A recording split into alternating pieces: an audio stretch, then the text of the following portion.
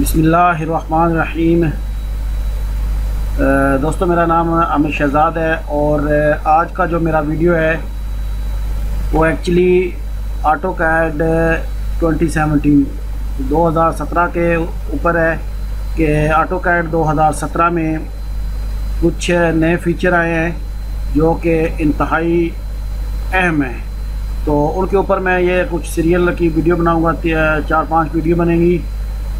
तो मेरे ख़्याल में ये ज़रूरी था कि आप लोगों को बताऊं। जैसे इसके अंदर ये एक सबसे पहले जो आज मैं बात करूंगा वो PDF की है कि इसके अंदर ये एक ऑप्शन दिया गया है कि अगर आपके पास कोई ड्राइंग PDF है तो आप उसको डायरेक्ट ही ऑटोकैड के अंदर कन्वर्ट कर सकते हैं।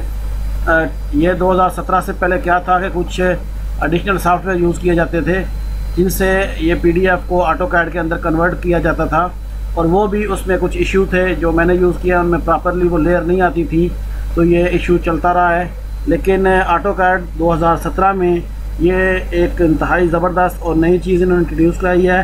तो आज के वीडियो में हम इंशाल्लाह इन्हीं चीज़ों को देखेंगे। जैसा कि अभी मेरे पास यहाँ पे ये 2 ड्राइंगें पड़ी हुई हैं, तो उसमें मैं दोनों को बारी बारी ओपन करूँगा और आपको बताऊंगा कि इसमें क्या क्या चीज़ PDF में हम ऑटोकैड में कन्वर्ट कर सकते हैं और किस हद तक इसको यूज़ कर सकते हैं। तो इंस्टॉल करने के बाद जब आप ऑटोकैड ऑन करेंगे तो इसमें यह सेकंड टाइप के ऊपर इंसर्ट है। तो इंसर्ट के अंदर यहाँ पे ये है इंपोर्ट PDF। इसमें और भी ऑप्शन है, जैसे फॉर एग्ज़ाम्पल DGN, FBX और इंपोर्ट वगैरह। तो हम लोग जो देखने वाले हैं वो PDF है।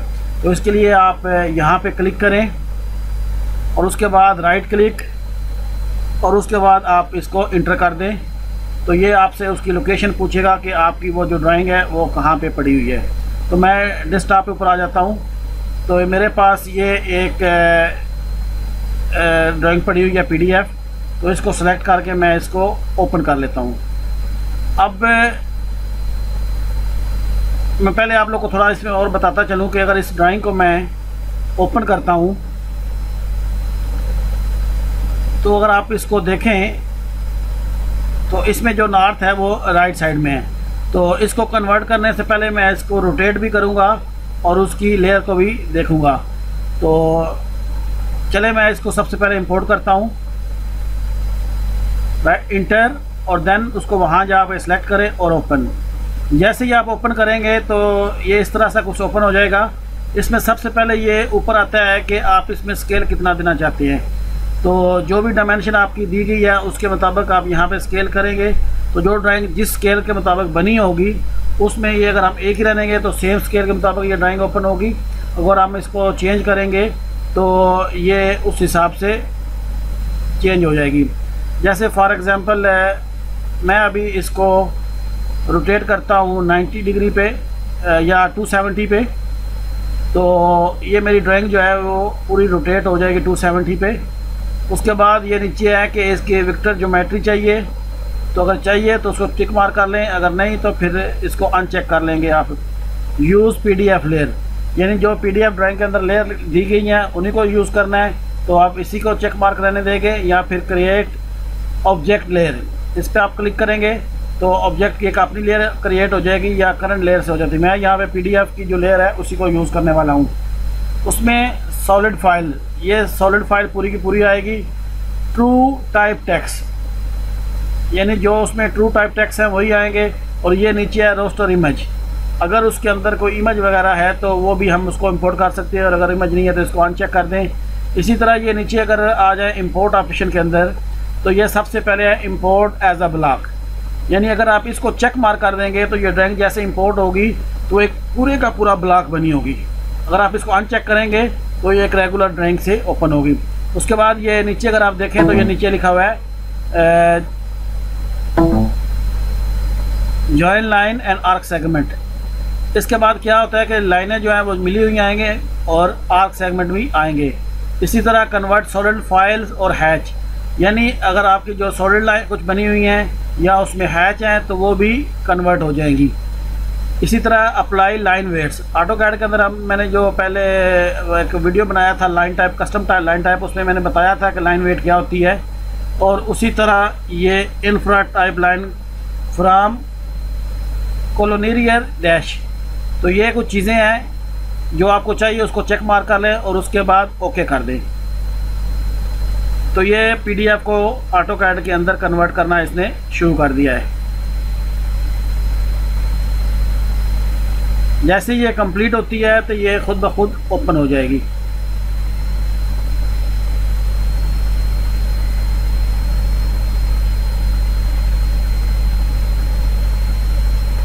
तो ये देखें ये कन्वर्ट हो गई है।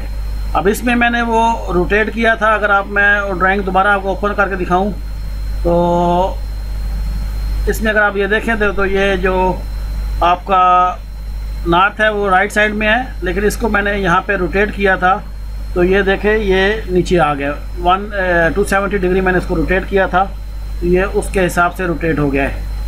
आप इसको जिस तरह भी चाहें वो रोटेट कर सकते हैं। अब इसमें अगर आप देखें, मैं होम के पेज पे आता हूँ तो इसने कुछ इसकी लेयर क्रिएट की हैं। उसमें ज्योमेट्री की लेयर है और सॉलिड फाइल की है, क्योंकि ये जो ड्राइंग थी इसमें लेयर नहीं बनाई गई थी इसलिए ये ऐसी ही आ गई है। मेरे पास एक और भी ड्राइंग है जिसको बाय लेयर बनाने के बाद उसको पीडीएफ के अंदर कन्वर्ट किया गया है, तो मैं उसको देखता हूँ। तो उसमें आप देखेंगे कि जो भी हमारी ड्राइंग के अंदर लेयर है वो पूरी की पूरी आ जाएंगी। सेम ऐसे ही मैं इसके इंसर्ट पेज पे टैब पे आता हूँ और यहाँ पे आके पीडीएफ को क्लिक करता हूँ, इंटर, और देन उसकी लोकेशन। मेरे पास ये डेस्कटॉप के ऊपर ये ड्राइंग पड़ी हुई है टीपी के नाम से, तो मैं इसको ओपन कर लेता हूँ। तो इसमें सेम मैं लेयर बाय यूज़ कर रहा हूँ, स्केल सेम रहने देता हूँ, रोटेशन एंगल जो मेरे पास बना हुआ है ऐसे ही मुझे ड्राइंग चाहिए। और यहाँ पे मैं इसके साथ ये यूज़ कर रहा हूँ यूज़ पीडीएफ लेयर्स। तो इसमें मैंने जो कैड की ड्राइंग की थी उसी को कन्वर्ट किया गया है, उसमें काफ़ी ज़्यादा लेयर है। तो ये दोबारा इस ड्राइंग को ओपन करने का मकसद ये है कि अगर आपकी ड्राइंग के अंदर लेयर बनी हुई थी और वो पीडीएफ में कन्वर्ट कर दी गई है तो जब आप इसको कैड में दोबारा लेके आएंगे तो वो खुद से इसकी लेयर्स को क्रिएट कर लेगी। इसी तरह ये रास्टर इमेज है, इसमें इमेज नहीं है। अगर आपके पास कोई इमेज वगैरह आपने लगाई हो कैड फाइल के अंदर, आपको यहाँ पे चेक मार्क कर दें तो इमेज भी पूरी की पूरी आ जाएगी। तो मैं इसको ओके करता हूँ।